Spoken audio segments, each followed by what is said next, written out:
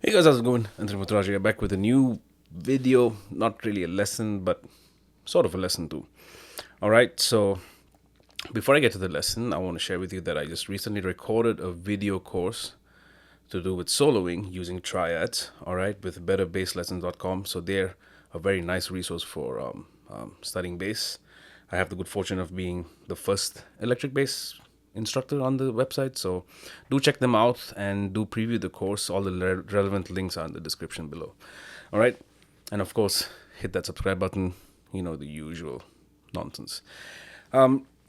So if you're wondering why there wasn't a lesson for the last week, because I was away in DC, played a bunch of shows with a bunch of great musicians and friends of mine.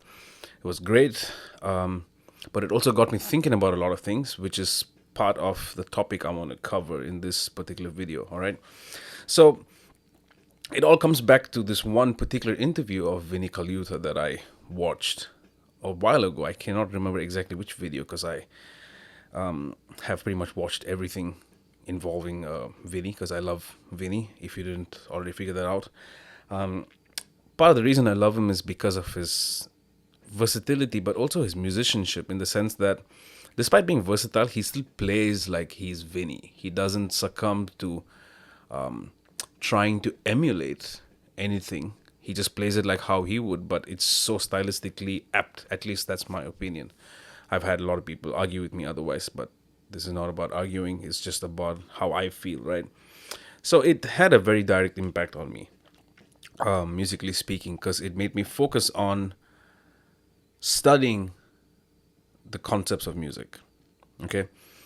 Whether that's harmony theory, melody, rhythm, recording, mixing, whatever it is, it just really made me look at everything as studying it. And I want to use the word study. I want to stress on that word because we use the word practice and we kind of just let it go. We let it slide that way.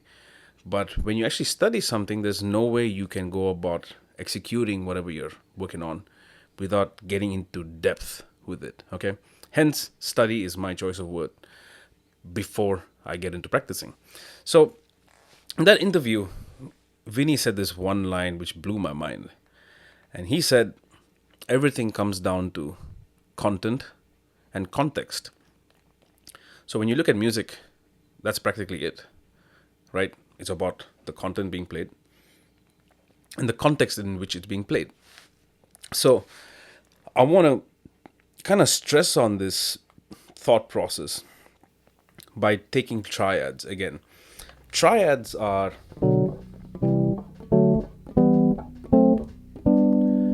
some of the most rudimentary sounding elements of music, but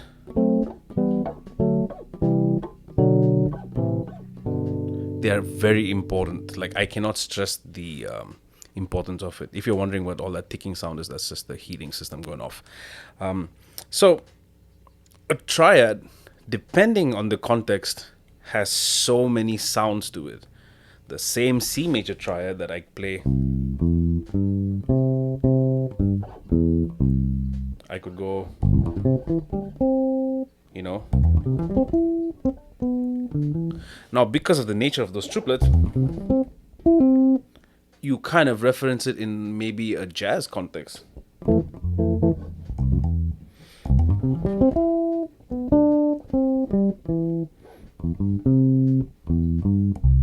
Right, so if I go 1, 2, 3, 4,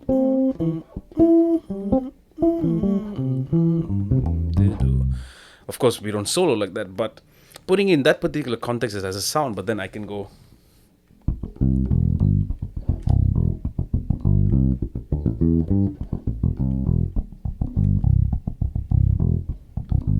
That's like a partita alto.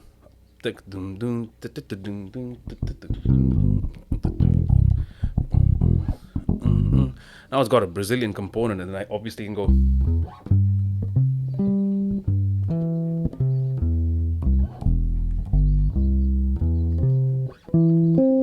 Now that's got a bit more of a salsa inclination. Again, disclaimer: this is in no way authentic to the style of music, but I'm just trying to give you more context. What else? There's of course reggae.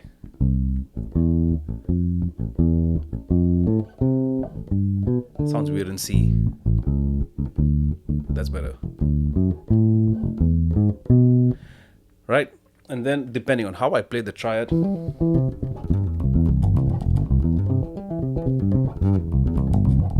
that sounds a little more classical in nature. Right?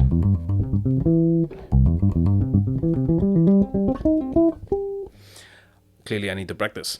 So the point I'm trying to make is that the exact same content placed in varying contexts changes the soundscape and the landscape of whatever it is that the music is calling for, right? Which is why I tell people a C major triad, for example, is the C major triad that anyone would ever know. There is no special chord on top that makes it C major. C, E, G is C major. But how you use it determines the overall stability of it in musical context. So if you wonder why sometimes jazz musicians are weak in a pop gig, it's usually because the voicing components of jazz is on the total opposite spectrum of pop. For instance, I've been practicing a bit of piano in the last couple of years, and I cannot for the life of me play anything remotely pop because I don't have not only the discipline, I don't have the touch or the feel to just play a nice triad with maybe a 9. Right? I don't have what it takes to do that on the piano.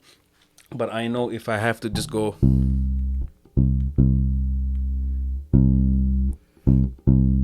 or maybe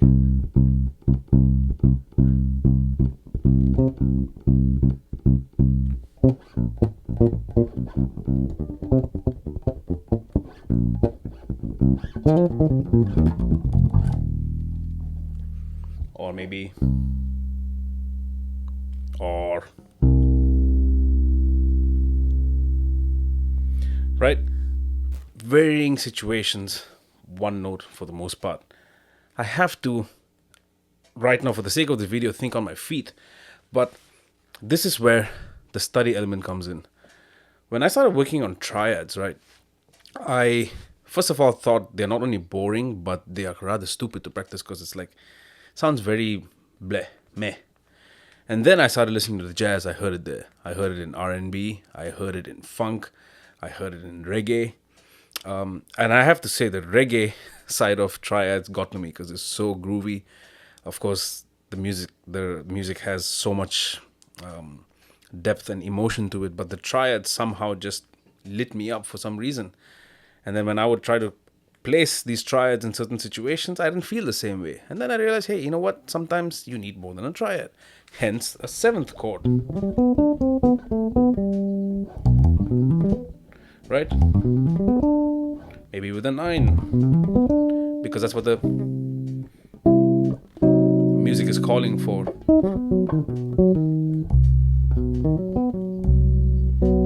Right? So, it not just made me a stronger bass player, but it made me develop a sense of versatility to the way I was studying music and absorbing music. So the way I see it is like tomorrow if Mushuka calls me and says, "Hey man, we need a bass player." I mean, this is kind of fantasy of mine, musical fantasy. I want to be able to do the gig, you know. Just because the music doesn't involve improv doesn't mean I don't want to do it, or doesn't mean I shouldn't be able to do it, you know. So the quest for versatility is a good one, because even if you're not able to nail stylistic components, you can nail the idea of having the same content and plugging it in varying contexts. Okay, this is why I encourage studying in 12 keys. It's not because you're going to play a reggae gig that's going to play a tune in D flat major. No, more than likely you're going to play a jazz tune or an R&B tune in the flat key territory. If you're playing with the guitar player a lot, blues, rock, you're going to be playing sharp keys. This is not me making shit up. This is how it is, right?